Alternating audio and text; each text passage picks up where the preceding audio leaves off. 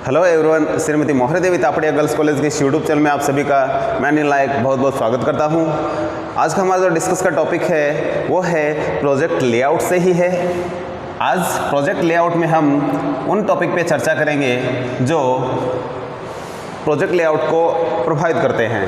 तो हमारा जो हेडिंग है वो है फैक्टर्स affecting project layout।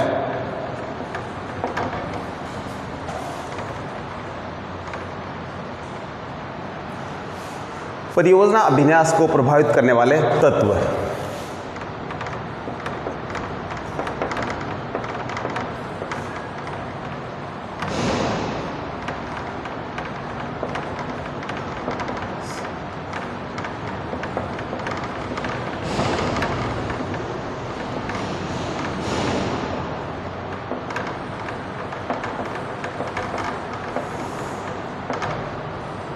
वो कौन कौन से तत्व होते हैं जिनकी वजह से हमारा जो परियोजना अभिन्यास है, प्रोजेक्ट लेआउट है, वो इफ़ेक्ट करता है, कहीं ना कहीं उसमें चेंज आते हैं। ठीक है, तो इस वीडियो से पहले हमने जो प्रोजेक्ट लेआउट है उसके बारे में हमने पहले से डिस्कस किया हुआ है, काफ़ी उसके बारे में वर्णन कर चुके हैं। फिर भी आपको जानकारी के लिए मैं बता दूं कि अभिन्यास, ठीक है, यानी लेआउट है, जो सुविधाएं हैं उनके संबंधित जो टॉपिक है वो है।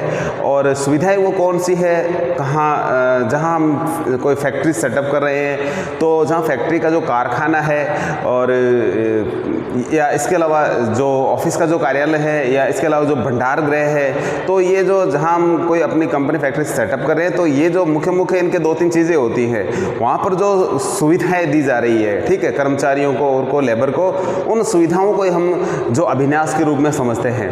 तो आज हम यही बात करेंगे कि जो वो सुविधाएं हैं किस तरीके से वो इफेक्टेड होती है, किन कारणों से इफेक्टेड होती है, किन वजह से वो उनमें परिवर्तन आ जाता है, तो वो कारण हम आज डिस्कस करेंगे।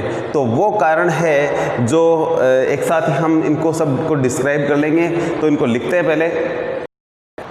तो हमने हमारे जो टॉपिक थे सारे के सारे एक साथ लिख लिए हैं। अब 1 बाय 1 सभी पे हम विस्तार से बात करेंगे, डिस्कस करेंगे। तो सबसे पहला जो हमारा पॉइंट है परियोजना अभिन्यास को प्रभावित करने वाले तत्व का, वो है उत्पादन नीतियाँ एवं निर्णय। जब भी कोई प्रबंधक है उत्पादन नीतियाँ बनाता है या उनसे संबंधित कुछ इस प्रकार के निर्णय लेता है, उनसे जो सुविधा है उनमें कहीं ना कहीं परिवर्तन आ जाता है। यदि हम केवल उत्पादन नीतियों की बात करें तो उत्पादन नीतियाँ हैं वो किसी छोटे स्तर पे है या बड़े स्तर पे है, ठीक है, और या कोई लंबे टाइम के लिए है, ठीक है, तो उनसे संबंधित क्या है जो सुविधाएं हैं उनमें भी कहीं ना कहीं परिवर्तन आएगा। इसके अलावा निर्णय किस प्रकार के लिए जा रहे हो, जो उत्पादन अधिकारी होता है, जो प्रबंधक होता है, जो प्रोडक्शन का मेन इंचार्ज होता है उसके द्वारा, तो वो भी कहीं ना कहीं प्रभावित करता है जो सुविधाओं के बारे में। तो इसलिए ये जो दोनों टॉपिक है नीतियाँ एवं निर्णय, वो कहीं ना कहीं जो सुविधाओं से जुड़े हुए हैं उनमें कहीं ना कहीं सुविधाओं को प्रभावित करते ही हैं। इसके अलावा दूसरा है संयंत्र स्थान, स्थिति और आकार। जो संयंत्र जहाँ हमारा लगा हुआ है, जहाँ मशीनें लगी हुई है कारखाने में, उसका स्थान कहाँ है, मार्केट से कितनी दूर है, या शहर में है या गांव में है, तो वो भी सुविधाओं के आधार पे कमी या वृद्धि हो सकती है। उनके स्थिति की बात करें तो वो एक छोटे स्थल पे है या किसी बड़े स्थल पे है, या जगह छोटी या बड़ी है, वो भी हम देख सकते हैं। इसके अलावा संयंत्र का आकार, यदि मशीनें बड़ी है या छोटी है, तो वो भी कहीं न कहीं जो सुविधाओं में परिवर्तन को प्रभावित करती है। तो ये जो संयंत्र है हमारा लगा हुआ है, जहाँ हमारी मशीनें लगी हुई है बड़ी बड़ी जो तैयार माल करती है, तो उनका जो स्थान है, उनकी स्थिति है और आकार है, वो कहीं न कहीं सुविधाओं को प्रभावित करते ही है। सुविधाओं का मतलब अभिन्यास से है, तो अभिन्यास ये प्रभावित होता है। इसके बाद में हम बात करें हमारे तीसरे टॉपिक की तो है सामग्री की प्रकृति एवं मात्रा। ये भी कहीं न कहीं सुविधाओं को प्रभावित करती है। यदि सामग्री कच्ची सामग्री है, उनको जगह ज़्यादा चाहिए रखने के लिए, या वो हैवी सामान है, कई चीज़ें ऐसी होती है कि जैसे लोहे का आइटम है तो वो कुछ ही जगह में बहुत सारी बड़ी जो क्वांटिटी है वो आ जाती है। यानी यदि एक क्विंटल की बात करें तो वो इतना सा सामान होगा, 1 क्विंटल के अंदर आ जाएगा। तो कुछ सामान होता है लाइट होता है, हल्का होता है, जैसे प्लास्टिक के आइटम की बात करें तो वो बहुत बड़ी जगह, जो 1 क्विंटल वो बहुत बड़ी जगह घेर लेता है। तो ये भी चीज़ें हैं जो कहीं न कहीं सुविधाओं को प्रभावित करती है। तो सामग्री की प्रकृति, यदि कच्चा माल इसी टाइप का कुछ है तो वो भी कहीं न कहीं जगह को लेकर के, सुविधाओं को लेकर के कहीं परिवर्तन वो दर्शाएगा। ठीक है, तो इस तरीके से सामग्री की प्रकृति और मात्रा। कई बार क्या है, लिक्विड है तो वो उसमें भी सामग्री लिक्विड है, ठीक, रॉ मटेरियल है, तो उसको यदि हम तैयार माल में बदलते हैं तो वो भी कहीं न कहीं उसको कहीं न कहीं स्थान को प्रभावित करेगी, जगह को प्रभावित करेगी। ठीक है, मात्रा की बात कर ली हमने कि वो एक तो भारी जो सामान होता है तो एक तो छोटी जगह आ जाता है, एक बहुत बड़ी जगह में फैलाना पड़ता है उसको, तो वो भी कहीं न कहीं जो हमारी जो है सुविधाओं में परिवर्तन कर देता है। तो इसलिए जो हमारा जो कार्यस्थल होता है वहाँ सुविधाएं हैं, उनमें कहीं न कहीं परिवर्तन हमें इन वजह से देखने को मिलता है। नेक्स्ट पॉइंट की बात करें हम तो वो है मशीनों एवं यंत्रों की प्रकृति। अब मशीन और यंत्र है हमारे, इसकी पहले प्रकृति की बात कर लेते हैं। तो छोटे साइज़ के होते हैं, एक बड़े साइज़ के होते हैं। यदि छोटे साइज़ के हैं तो वो कारखाने में जगह भी कम घेरेंगे और आराम से घूमने फिरने के जो लेबर जहाँ काम कर रहा है उनके आसपास जिनका सुपरवाइज़र जो काम कर रहे हैं वो भी अच्छे से आराम से घूम फिर के काम कर लेंगे। लेकिन हैवी मशीनें, बड़ी मशीनें, उनको जगह स्थान ज़्यादा घेर रही है, तो वहाँ पर घूमने फिरने की जगह वो भी हमें कहीं न कहीं कम मिलेगी। ठीक है, तो इस तरीके से जो मशीनें हैं, ठीक है, मशीनें और यंत्र की जो प्रकृति है वो भी सुविधाओं को लेकर के उसमें परिवर्तन देखने को मिलता है। तो यदि बड़ी मशीनें हैं तो सुविधाएं वहाँ आपको थोड़ी सी अलग तरीके की सुविधाएं देनी पड़ेगी। ठीक है, और यदि छोटी मशीनें हैं तो वहाँ कम सुविधाएं देनी पड़ेगी, क्योंकि वो जो वहाँ के लोग ज़्यादा काम कर सकते हैं और अन्य भी, यानी एक से ज़्यादा मशीनें भी लग सकती हैं। तो इस तरीके से कहीं न कहीं जो मशीनें हैं वो भी सुविधाओं की दृष्टि से देखा जाए तो छोटी और बड़ी यदि मात्रा में मशीनें हैं तो उन सुविधाओं में भी कहीं न कहीं हमें क्या देखने को मिलता है, परिवर्तन देखने को मिलता है। इसके बाद में बात करें उत्पादन क्रियाओं का क्रम। उत्पादन क्रिया एक तो लगातार चलती है, एक बीच में स्टॉप होता है। यदि उत्पादन क्रिया लगातार चल रही है तो बीच में जो सुविधाएं हैं वो काम करने वाले लोग हैं उनको कम मिलेगी, और उत्पादन का क्रम थोड़ा सा रुक के होता है। जैसे कि कोई चीज़ बनाई हमने, 1 घंटे काम कर लिया, उसके बाद में उसको थोड़ा सपोज करिए गर्म चीज़ें हैं, ठीक है, ऐसी कुछ प्रोडक्ट है, पहले उसको गर्म किया जाता है। अब जब तक ठंडा नहीं होगा तब तक उसकी कोई चीज़ बनेगी नहीं, तो पहले उसको गर्म कर लिया जाता है। जैसे प्लास्टिक के आइटम होते हैं तो उनको ऐसे गर्म करके उनको पिघला करके फिर दूसरी चीज़ों में उसको ढाला जाता है, बनाया जाता है, तो फिर उनको वेट करना पड़ता है। तो वो भी हमें चीज़ें हैं जो कहीं न कहीं सुविधाओं में परिवर्तन करने को देखने को मिलता है। तो ये है कि उत्पादन क्रियाएं हैं वो किस तरीके से हैं कि उसमें किस प्रकार का जो है ये क्रम चल रहा है। तो इस तरीके से उत्पादन प्रक्रिया भी क्या करती है, जो प्रभावित करती है हमें कहीं न कहीं जा कर के।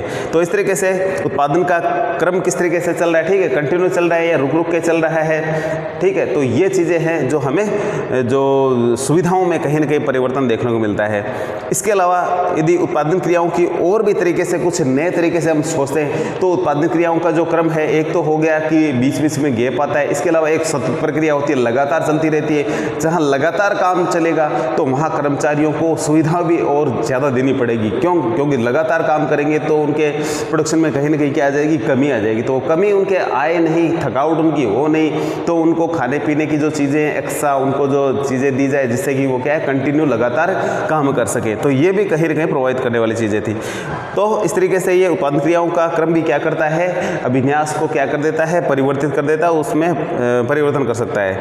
नेक्स्ट पॉइंट है अनुरक्षण एवं प्रतिस्थापन। अनुरक्षण का मतलब है मशीनों के रखरखाव से है, उनमें ऑयलिंग करना है, उनकी ग्रीसिंग करना है, और यदि कोई पुर्जे यदि खराब हो गए तो उनको रिप्लेसमेंट करना, उनको बदलना है, ठीक है। तो इस तरीके से ये काम अनुरक्षण के अंतर्गत है। प्रतिस्थापन का मतलब यदि कोई मशीन काम नहीं आ रही है, यदि खराब होने कंडीशन में, या इसका थोड़ा जो टाइम और बचा हुआ है, यानी जो मशीन का जीवन काल होता है, मशीन का सिस्टम है कि उसका जीवन काल होता है, उस जीवन काल के बाद में कितना उसका जीवन काल बचा हुआ है, काम करने लायक है, तो रिप्लेस कब करनी है, नई मशीन है, ठीक है। तो वो सारी चीज़ें जो प्रतिस्थापन का मतलब नई चीज़ को वहाँ लगा देना, पुराने वाले को निकाल देना, या कुछ पुर्जों को भी रिप्लेस कर सकते हैं, प्रतिस्थापन कर सकते हैं, उसका एक निकाल दिया दूसरा लगा दिया यदि घिस गया है तो वो भी चीज़ें हैं। तो ये मशीनों की रख रखाव, देख रेख, सारा सभी कुछ, ये भी कहीं न कहीं जो हमारे जो अभिन्यास है उसको प्रभावित करता है, ठीक है। उसकी वजह से अभिन्यास में क्या होता है, परिवर्तन आ जाता है, ठीक है। हम देखते हैं कि कई बार मशीनें एक साथ ही खराब हो जाती है, तो यदि एक साथ मशीनें रुक जाएगी तो फिर कहीं न कहीं हमें अस्त व्यस्तता देखने को मिलेगी। तो इसलिए ये ज़रूरी होता है कि मशीनें भी कंटिन्यू क्या है हमारी चलती रहे, कंटिन्यू मशीनें चलेगी तो काम भी अच्छा होगा। तो ये भी चीज़ें कहीं न कहीं जो सुविधाओं में परिवर्तन करने को देखने को ये हमें मिलता है। नेक्स्ट पॉइंट है प्रतीक्षा एवं सेवा केंद्र। कई बार ऐसा होता है कि प्रतीक्षा करनी पड़ती है, ठीक है। जैसे मान लो एक लेबर है, कहीं ट्रक में माल लेके गया है, ठीक, रॉ मटेरियल किसी कारखाने स्थल पे लेके गया भंडार गृह से, तो वहाँ उसको क्या है, प्रतीक्षा भी करनी पड़ती है। तो प्रतीक्षा करेगा तो उसको कोई बैठने की या कुछ हवादार जगह की वो भी ज़रूरत होती है, या उसके अलावा भी सारे काम एक जना नहीं कर सकता, ठीक है। प्रत्येक व्यक्ति का काम क्या है, डिवाइड होता है, ठीक है। यदि एक ट्रक लेकर के एक व्यक्ति है उसमें माल डाल करके रॉ मटेरियल कारखाने तक लेके जाता है, तो कारखाने में जो श्रमिक काम करना है उनका काम वहाँ से उसको उतारना, और कारखाने में जहाँ उसको सेट करना है, जहाँ डालना वो उसका डालना काम होता है। लेकिन जो व्यक्ति ट्रक के साथ आए हैं उनका काम था वहीं पहुँचाना, तो वो बैठ के प्रतीक्षा करेंगे, तो उनके लिए भी सुविधाएं दी जानी चाहिए। इसके अलावा जैसे सेवा केंद्र है, ठीक है, काम समाप्ति के पश्चात आप कुछ विश्राम भी कर सकते हैं, या काम कंटिन्यूस से काम होता है तो बीच में थोड़ा गैप दे करके, जैसे मान लो 4 घंटे काम कर लिया तो 1 घंटे का गैप दे दिया, बीच में रेस्ट का टाइम है, या 2 घंटे का रेस्ट का टाइम है, फिर उसके बाद में जो 4 घंटे आप काम करोगे, तो वो सेवा केंद्र है या प्रतीक्षा केंद्र है कुछ, या कुछ उनको ऐसी सर्विस दी जानी चाहिए, ठीक है, जिससे कि वो क्या थोड़ा सा उनको ईजी फील हो। तो वो यदि नहीं है तो कहीं न कहीं हमारा जो काम है वो प्रभावित होता है, अभिन्यास प्रभावित होता है। तो उनके अनुसार भी क्या है, सुविधाओं में कहीं न कहीं देखने को मिलता है कि परिवर्तन देखने को मिलता है। तो कई सुविधाएं अच्छी दी जाती है तो कहीं हमें सुविधाएं कम दी जाती है। तो ये भी एक कहीं न कहीं दिक्कत वाली चीज़ें होती है, तो इन पर भी नियंत्रण रखना जरूरी है, जिससे कि संस्थाएं जो शानदार तरीके से अपना काम करती रहे। प्रवाह की बात करते हैं अंत में, तो प्रवाह क्या होता है, मशीन का है। मशीन, एक मशीन से जैसे मान लो कुछ ऐसा काम होता है, पहले एक मशीन पे काम हुआ, उसके बाद में दूसरी मशीन पे काम होता है, ठीक है। जैसे कोई कपड़े की फैक्ट्री है, ठीक है, जो कपड़े बनाने का काम करती है, तो अलग अलग जैसे मान लो एक कारखाना है कपड़े बनाने का, ठीक है, शर्ट बना रही है, ये मान लीजिए तो शर्ट का जो कॉलर कोई और बनाना है, उसके जो ये बाजू होते हैं यहाँ कप बना कोई बना रहा है, ठीक है, अलग अलग जगह बैठे हुए, फिर वहाँ से सब एक सारा माल उठा कर एक अलग रूम में दे दिया जाता है। तो वहाँ मशीनें जो उनको फिर सभी को जोड़ कर एक शर्ट का निर्माण करती है। तो इस तरीके से यदि कहने का मतलब ये है, तो प्रवाह नहीं रुकना चाहिए, एक मशीन बिल्कुल जारी रहनी चाहिए। एक मशीन का काम खत्म होते ही दूसरी मशीन पे वो काम जाता है, तो उसका काम भी क्या है, लगातार संचालित होना जरूरी होता है। तो यदि प्रवाह लगातार रहेगा तो काम भी अच्छा होगा, और जहाँ प्रवाह में कमी आएगी तो वहाँ भी आप देख सकते हैं, या आप ये सोच सकते हैं कि प्रोडक्शन में भी कहीं ना कहीं कमी आएगी। तो प्रवाह की वजह से भी सुविधाओं में कहीं ना कहीं परिवर्तन देखने को मिलता है। तो जहाँ प्रवाह लगातार रहेगा तो वहाँ सुविधाएं कुछ अलग प्रकार की होगी, और वहाँ जहाँ प्रवाह थोड़ा थोड़ा गैप से होगा, ठीक है, एक मशीन चल गई है, उसके बाद में यदि सपोज करिए कारीगर नहीं है, वो एक मशीन पर बैठा है, दूसरी मशीन पर वही कारीगर जाके दूसरा काम कर रहा है, तो वहाँ पे आपको सुविधा दूसरी देनी पड़ेगी। तो वहाँ सुविधाओं में क्या है, थोड़ा बहुत हमें फेरबदल है जो अंतर देखने को मिल सकता है। तो इस तरीके से प्रवाह भी कहीं न कहीं, ठीक है, प्रवाह का मतलब मशीनों का प्रवाह है, एक मशीन से दूसरी मशीन पर, दूसरी से कहीं तीसरी मशीन पर जो काम हम कर रहे हैं वो प्रवाह है। तो यदि वो अलग अलग जहाँ होगा काम, तो उसकी वजह से कहीं न कहीं जो सुविधाएँ हैं जो कारखाने में हमारे, तो वो उसमें क्या होता है, परिवर्तन होता है। तो आज हमारा टॉपिक यही था कि किस किस वजह से परिवर्तन हो जाता है सुविधाओं में। तो कम या अधिक हो सकती है, या ज़्यादा हो सकती है, या न भी हो सकती है। तो ये हमारे टॉपिक आज के इतने ही थे। तो आज के वीडियो में इतना ही, मिलते हैं नेक्स्ट वीडियो में। तब तक के लिए धन्यवाद। अपने वीडियो को लाइक कीजिए, वीडियो को शेयर कीजिए, चैनल को सब्सक्राइब कीजिए। Thank you.